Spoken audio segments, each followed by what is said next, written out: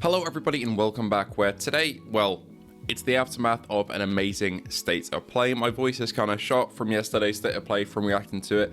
It went fairly late, but thank you to the Without Parole crew for having me. It's always a fantastic time when we jump on for state of plays or a games cast, and luckily last night we had a very good showing of PSVR2 games. A couple of games that we didn't know about, one of which is very, very big for a lot of people, and then a catch up with Metro. So today we're going to be going through those, breaking down kind of the trailers, what we can glean from them, how excited we are for them, and also maybe a couple of little cautionary tales about one or two, just so we don't get our hype up too high. But I'm going to be honest, the hype is pretty high after that showcase. It was honestly more than I could really ever predict us getting. So without further ado, let's start off with the game that I'm most intrigued about, but actually the least hyped about in terms of my excitement for the brand that it represents, because it is a new IP. It's not a existing franchise or brand. This is The Midnight Walk by Moonhood Studios. These are the guys behind Lost in Random, although they're under a different studio banner name, I think.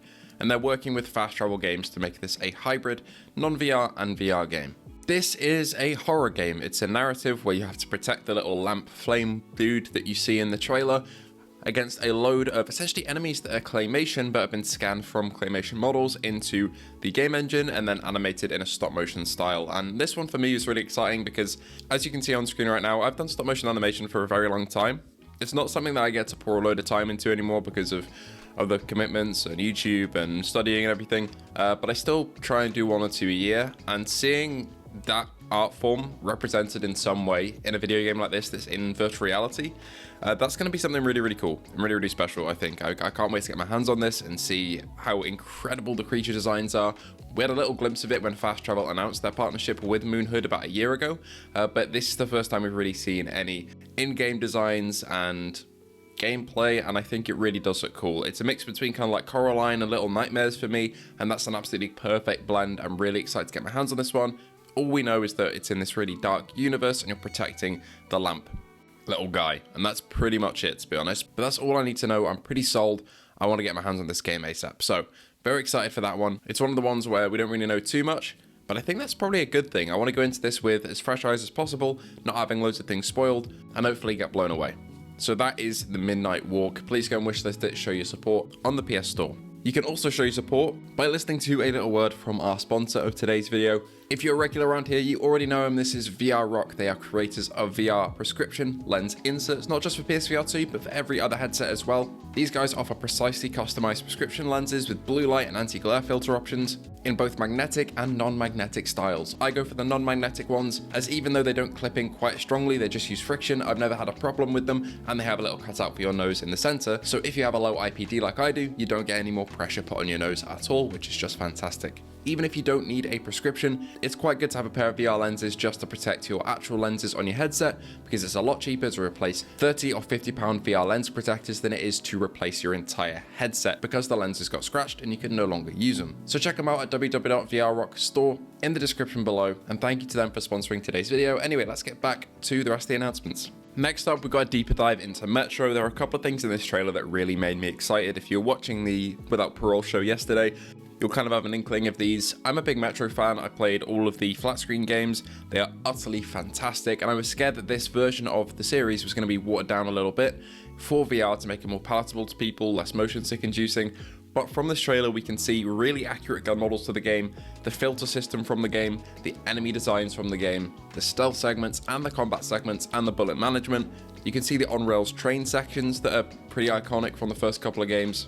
And we also finally got a glimpse of the outside world, which was something that I really was waiting for. It's unclear whether we get to explore this or not, but I'm really happy that they're not shying away from showing that, and it's not limited by lower end hardware that this game is going to be on. It really seems like this is going to be a faithful adaptation of the Metro games, and the story as well seems to be pretty engaging, so I can't wait to get my hands on that. Honestly, after this trailer, this is slowly climbing up the hype list of upcoming PSVR2 games for me, because it's a franchise that I really, really care about, and it's one that if you get it wrong, both flat screen gamers and VR gamers are going to be upset, but it seems like they're really going to get this one right from what we can see in the trailers.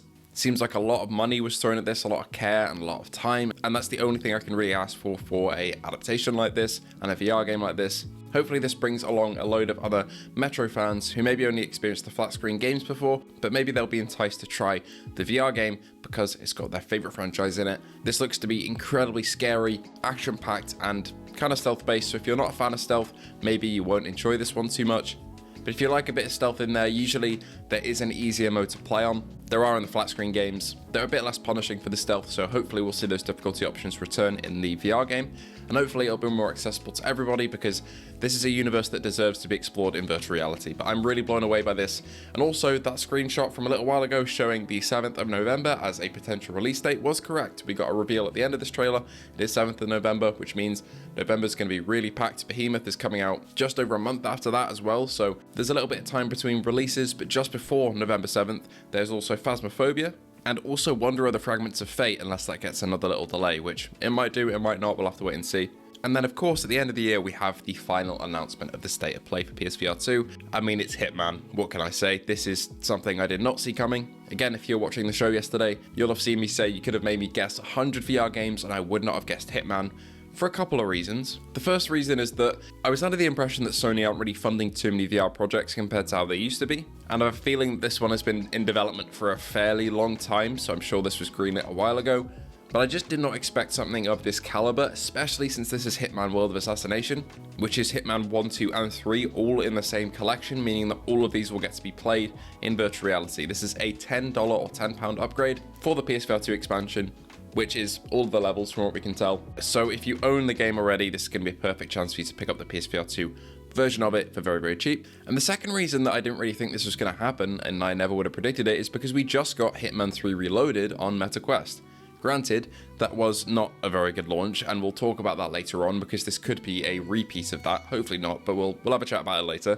But yeah, we just got that port to Quest. No matter the quality of it, I thought that would probably be the only Hitman VR IP released this year, or even for the foreseeable future, because you don't really want these to overlap and cross. You don't want to have direct competition sometimes with ports. But then again, maybe it's a very good thing to have a version on PSVR 2 and a version on Quest, and people can pick whichever one they want. In theory, at least, before the Quest version came out and was widely panned by most people. Anyway, this has some really exciting things to it. Obviously, there's Sense controller support, so unlike the PSVR 1 version of the game, which I did dabble with a little bit, I've never been a massive Hitman fan, but it looks like this is going to be my time to dive in and give it a go. If you'd like to see a playthrough of sorts, a bit like we do with Into the Radius, Resi 4, Resi 8, and Vertigo 2, I'd be happy to do one for Hitman, because it's going to be my first proper exposure to the franchise, aside from playing just a couple of hours on the PSVR 1 version and on the flat version of Hitman 3. But yeah, we have Sense controller support, so 2 hands instead of the awful DualShock support that we used to have. They showed a bunch of real interactions here, actually grabbing people and smashing their heads against things and using double pistols, which is just fantastic. They really marketed this as a feature. They knew that people wanted this, so they know their market, which is good. Secondly, the visual quality looks fantastic, especially in the club scene that they showed. This is the type of thing that you imagine when you think of Hitman, is these bustling environments that look beautiful, and on PSVR 2, I'm sure this is probably going to be reprojected, but I still think it's going to be fantastic looking. A couple of other things, obviously it's the whole trilogy, that's fantastic for a VR port like this, really beefy, going to get loads of flat screen gamers on board who want to try this out in VR, and also the picture-in-picture scope that they showed in the trailer when Agent 47 was sniping at the racetrack. I did not expect that to be picture-in-picture.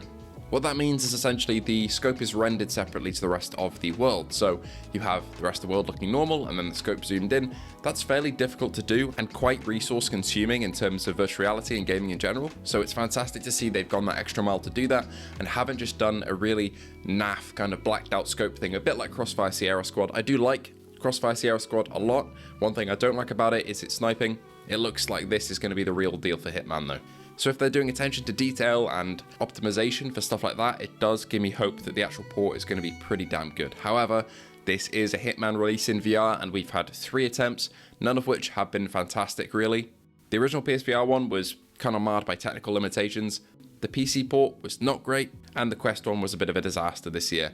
The only saving grace for this, for me, would be that we know that Sony is probably funding this, and Sony are working with them to push it out. So hopefully they bring them up to the same standard of quality that we see from Capcom with Resident Evil, because those ports are fantastic.